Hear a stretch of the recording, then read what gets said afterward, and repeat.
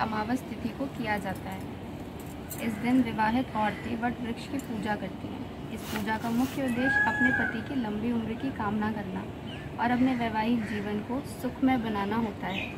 वट सावित्री व्रत सौभाग्य प्राप्ति के लिए एक बड़ा व्रत माना जाता है। इस साल वट सावित्री व्रत आज 10 जून दिन गुरुवार को पूरी विधि विधान से रखा जाएगा। इस दिन पूजा के दौरान वट सावित्री व्रत की कथा का श्रवण किया जाता है। आइए जानते हैं इसके बारे में। वट सावित्री व्रत कथा। प्रसिद्ध तत्वज्ञानी अक्षपति भद्र देश के राजा थे। उनको संतान सुख नहीं प्राप्त था, इसलिए उन्होंने 18 वर्ष तक कठोर तपस्या की, जिसके उपरांत सावित्री देवी ने कन्या प्राप्ति का वरदान दिया। इस वजह से जन्म लेने के बाद कन्या का नाम सावित्री ही रखा गया। कन्या बड़ी होकर बहुत ही रूपवान हुई। योग्य वर न मिलने की वजह से राजा दुखी रहा करते थे। राजा ने कन्या को खुद वर खोजने के लिए जंगल में भेज दिया। जंगल में उसकी मुलाकात सत्यवान से हुई।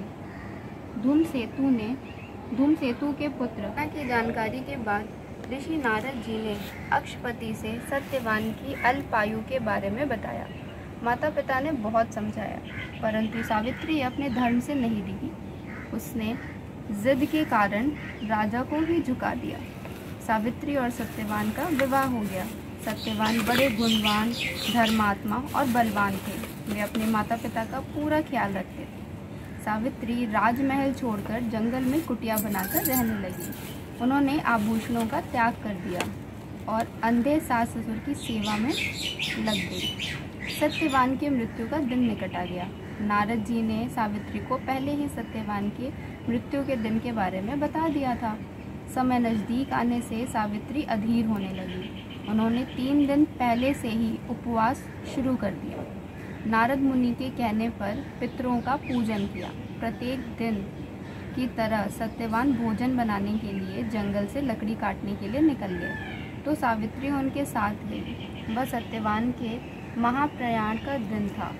सत्यवान लकड़ी काटने पेड़ पर चढ़े, लेकिन सिर चकराने की वजह से नीचे उतर गए। सावित्री पति का सिर अपनी गोद में रखकर उन्हें सहलाने लगी।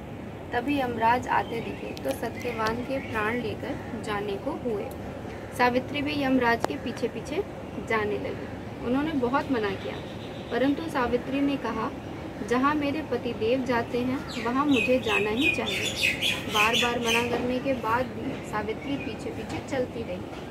सावित्री की निष्ठा और पति पर प्रणयता को देखकर यम ने एक एक करके वरदान में सावित्री के अंधे सास ससुर को आंखें दे दी।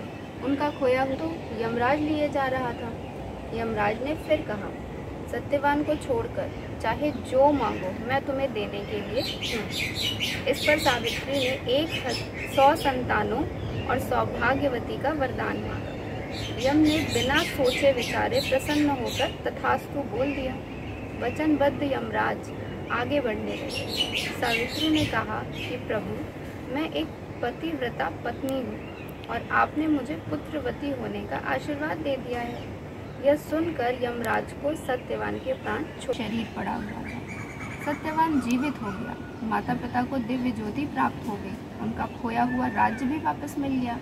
इस प्रकार सावित्री सत्यवान चिरकाल तक राज्य सुख भोगते रहे। अतः पतिव्रता सावित्री की तरह ही अपने सास ससुर को उचित पूजन करने के साथ ही अन्य विधियों को प्रारंभ करें। वट सावित्री व्रत करने और इस कथा को सुनने से व्रत रखने वाले के वैवाहिक जीवन के सभी संकट हल हो जाते हैं।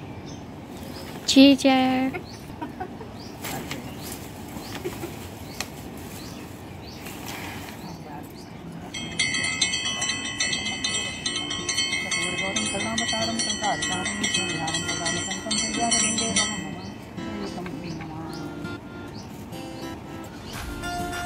जय हो माता की। पीछे से सामने आ जाए। सबसे बड़ा टास्क ये है, इसको एक साथ निकलना है। अच्छा, ये क्या है? रुको, ये है चना। काले चने। ये सबसे बड़ा टास्क है भाई।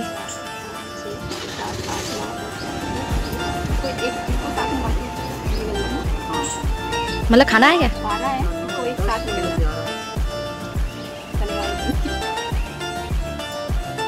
फोकस करूं? हाँ, बिल्कुल फोकस। बिल्कुल।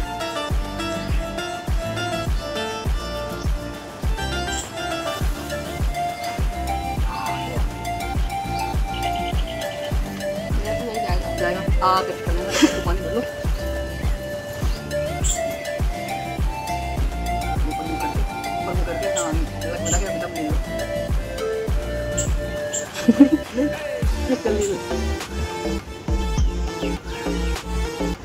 अटक जाती है चने से तो। फूले हुए तो फूले नहीं अटकते, आपको फूले नहीं मिलेंगे। करके गड़गड़ करके जब गैस को लेते उसको मुंह में चबाने लगी।